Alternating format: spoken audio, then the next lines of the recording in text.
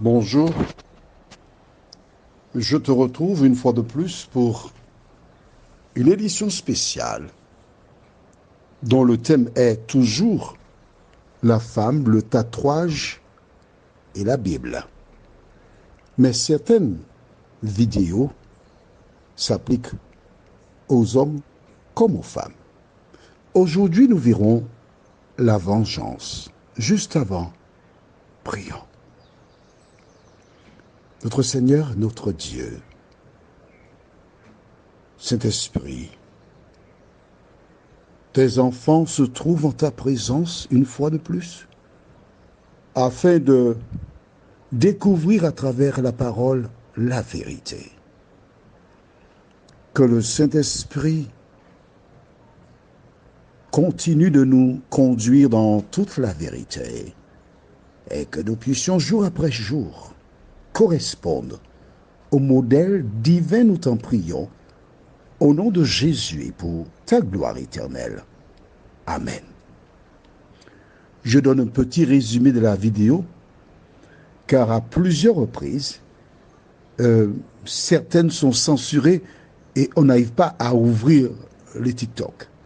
C'est un homme et son fils qui passent dans une ville sur un trottoir et le fils jeune remarque qu'un mendiant n'a pas de jambes.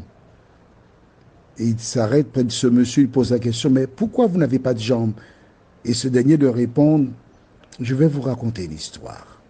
C'est celle d'un garçon qui avait un âne qu'il aimait énormément et il a emmené boire. Et tandis qu'il buvait, un crocodile a happé l'animal et l'a emporté et l'a dévoré.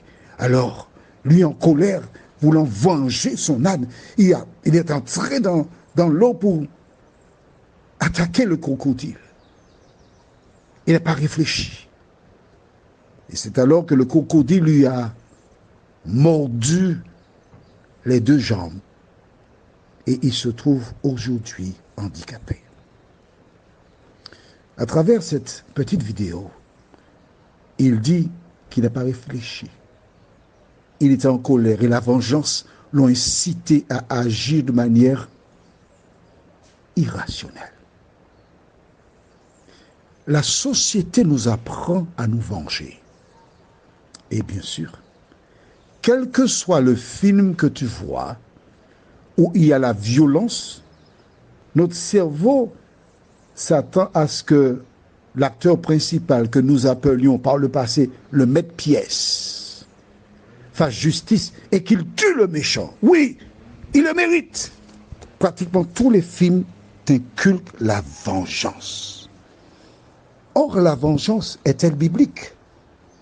Est-ce que tu réalises que tu es en train de t'éduquer, de surcharger ton subconscient de pratiques contraires à la parole de Dieu? Les pratiques étant contraires à la parole de Dieu, tu réalises qu'en fait, tu es à l'école du diable. Que dit Dieu? Allons au livre de Lévitique. Genèse, Exode, Lévitique, troisième livre de l'Ancien Testament, chapitre 19, versets 17 et 18. Je lis. Tu ne haïras point ton frère dans ton cœur. Tu auras soin de reprendre ton prochain, mais tu ne te chargeras point d'un péché à cause de lui. Tu ne te vengeras point, et tu ne garderas point de rancune contre les enfants de ton peuple. Tu aimeras ton prochain comme toi-même. Je suis l'Éternel. Voilà l'enseignement de Dieu. L'enseignement du diable, c'est le contraire de ce que tu viens de lire. Et tu comprends mieux pourquoi le diable a inspiré des femmes et des hommes afin qu'ils disent que l'Ancien Testament, c'est plus nécessaire, c'est aboli, c'est le Nouveau Testament. Mais quand tu regardes l'enseignement qui est donné dans l'Ancien Testament, tu découvres que c'est la fondation du christianisme. Tu aimeras ton prochain comme toi-même. Dieu ne change pas. Celui qui a dit que tu ne dois pas te venger, dans l'Ancien Testament est le même que dans le Nouveau Testament. Alors, femme, oui, je conçois qu'il existe des situations où parfois des hommes t'ont promis le mariage, tu as déjà, et je me rappelle très bien d'une jeune femme, du reste, le cortège était déjà prêt, les demoiselles d'honneur, tout est prêt, la robe, tout. Et une semaine avant le mariage, l'homme vient dire à cette femme, j'ai réfléchi, je ne peux pas t'épouser. Je comprends que tu es là, que tu as une réaction. Je dis réaction, rien d'autre. Hein? Je comprends que tu as une réaction parce que c'est pas évident. Le ciel te tombe sur la tête. Mais à travers cette situation difficile, qu'est-ce que Dieu te dit? De ne pas te venger. Allons au livre de Matthieu, chapitre 5, les versets 38 à 45. La Bible déclare, « Vous avez appris qu'il a été dit, œil pour œil et dent pour dent. Mais moi, je vous dis de ne pas résister aux méchants. Si quelqu'un te frappe sur la joue droite, présente-lui aussi l'autre. Si quelqu'un veut plaider contre toi et prendre ta tunique, laisse-lui encore ton manteau. Si quelqu'un te force à faire 1000, fais-en 2 avec lui. Donne à celui qui te demande et ne te détourne pas de celui qui veut emprunter de toi.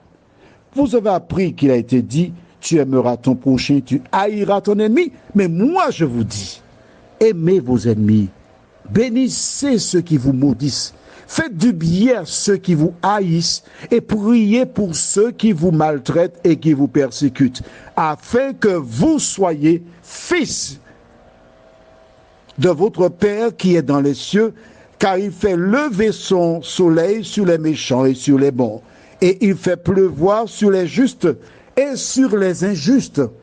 Voilà ce que Jésus te dit.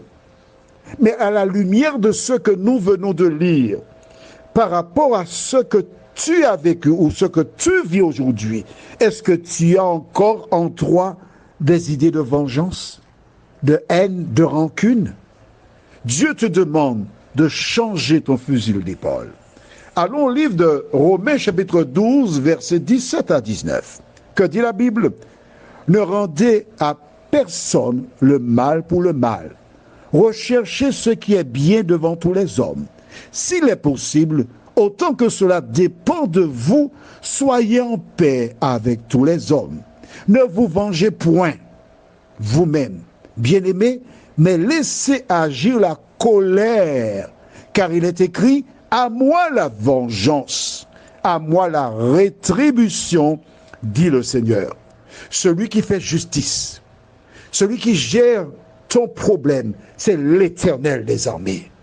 Celui qui voit, le juste juge te dit de ne pas tenir rancune à quiconque. Regarde cet homme, il a perdu ses 2 jambes. Pourquoi? Parce qu'il était en colère. Que l'Éternel te garde et qu'il te bénisse.